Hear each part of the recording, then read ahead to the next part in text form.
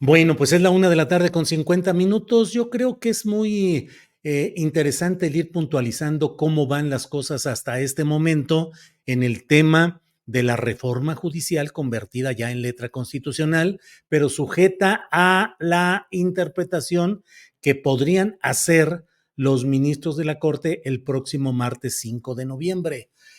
Hasta este momento, ocho ocupantes de los sitiales de la Suprema Corte de Justicia de la Nación han presentado ya su declinación a participar en las próximas elecciones de ministros de la Corte. Es decir, declinan, con lo cual en los hechos renuncian a seguir en el cargo, pero lo harán esa salida hasta después de esas elecciones de 2025. Es decir, continuará la misma Suprema Corte de Justicia de la Nación tal como la estamos viendo hoy, pero con el hecho de que el mes entrante uno de sus integrantes tiene que salir y tendrá que elegirse un nuevo integrante a la luz del procedimiento constitucional establecido para estas circunstancias. Ya veremos exactamente qué es lo que aplica ahí. Pero la Suprema Corte y el Poder Judicial Federal van a seguir trabajando como hasta ahora,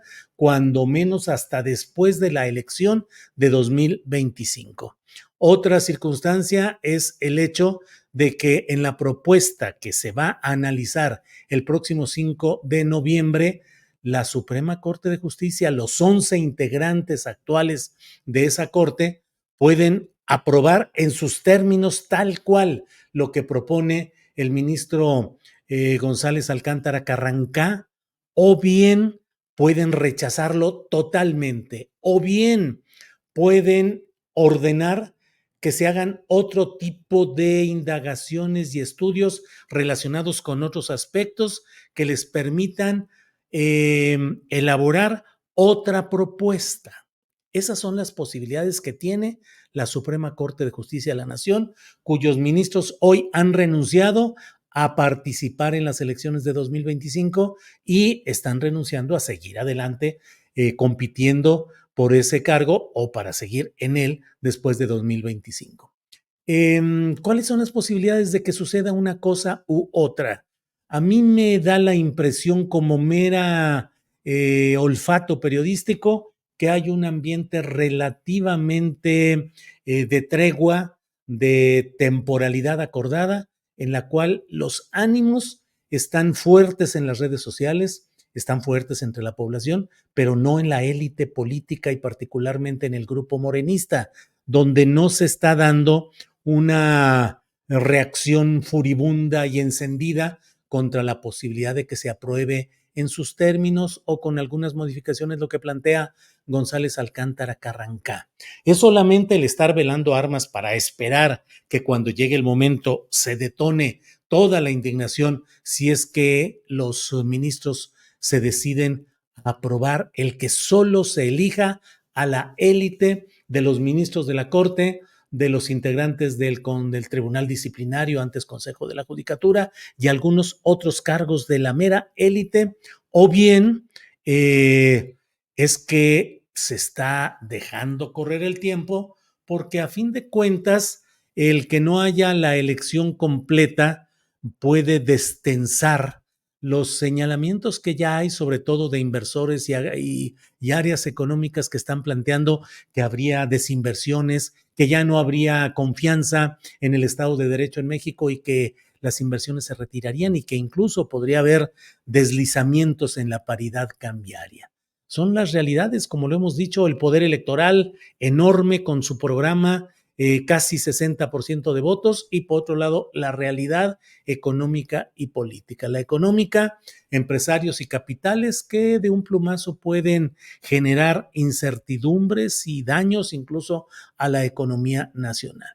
¿Qué es lo que vamos a presenciar en esa sesión de la Corte? A mí me parece que los 8 ministros que están hoy ya renunciando a continuar, y una de ellas, Ríos Farhat, renunciando a mantener sus haberes mensuales, es decir, dice que no los recibirá o los trasladará a alguna institución de beneficencia pública. Eso implica que estos jueces, estos ministros, probablemente esos 8, vayan a estar en condiciones de aparente situación salomónica, de decir, nosotros nos retiramos, renunciamos, pero a cambio de que no se elija al resto de los juzgadores en los magistrados y los jueces de diversa índole. Creo que ahí es donde está el punto que habremos de analizar y de comentar. Va a ser un día definitorio, es el día en el cual se va a resolver toda la serie de acumulaciones de consideraciones, discursos, pasiones, emociones políticas y electorales que se han desarrollado a lo largo de este tiempo. Lograremos que haya un estremecimiento real del sistema judicial mexicano. Eso requiere que se elija también a los jueces y a los magistrados, no solo a la élite, porque si no, vamos a estar en presencia, ya nos lo decía algún entrevistado recientemente en este programa, podríamos estar en el camino del sabotaje, de que desde abajo jueces y magistrados elaboren de manera deficiente algún tipo de expedientes, que vayan preparando condiciones para que finalmente, aunque lleguen a las alturas, no haya la justicia esperada. Así es que eso va a ser fundamental. ¿Y cuál va a ser la reacción del Poder Legislativo y del Poder Ejecutivo? Acatar lo que diga en su momento la Suprema Corte de Justicia de la Nación.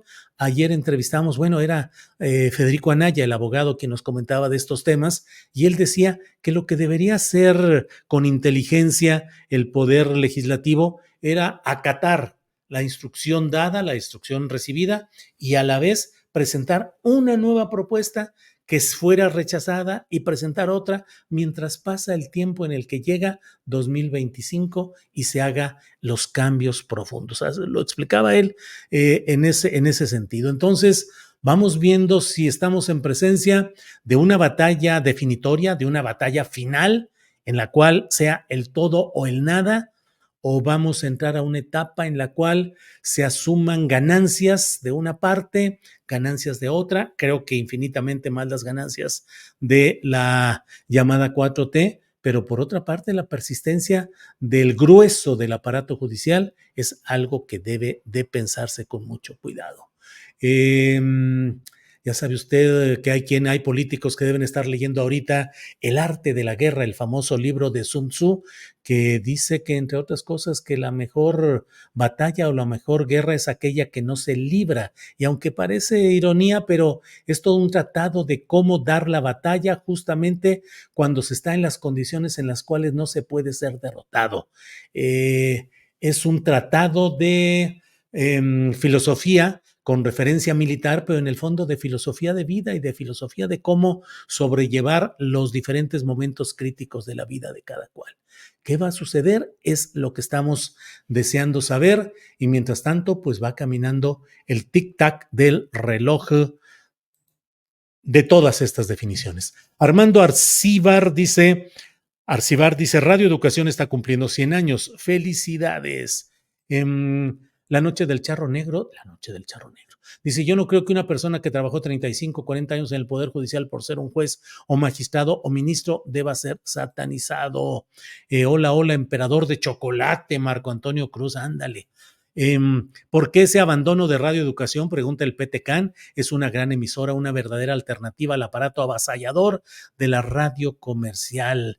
Jorge Prieto, ya dijo el SAT que se acabó el presupuesto. Ahorita sí hay austeridad franciscana, excepto para los políticos, hasta que se libere el presupuesto 2025 y lo ejerzan allá por marzo. Por cierto, vi las cantidades de dinero que están presupuestadas para los partidos políticos el año que entra y uno dice, ¿por qué ese despilfarro de miles de millones de pesos para financiar, y lo digo en general y no hago excepciones, para financiar camarillas, grupos de políticos inescrupulosos que se la pasan nada más pensando cómo mantenerse en el poder y cómo prepararse para gastar y gastar en elecciones, en campañas y a veces para hacer una bola de tranzas aparentando que hacen gastos que no registran, que no los presentan y consiguen que haya ingresos externos que hacen que cada vez esté más complicado el ejercicio político, porque los que llegan al poder muchas veces dependen del apoyo de los grupos oscuros del crimen organizado que financian las campañas y condicionan el ejercicio del poder político. Esa es parte de la gran desgracia de la vida política que tenemos en nuestro país. Bueno,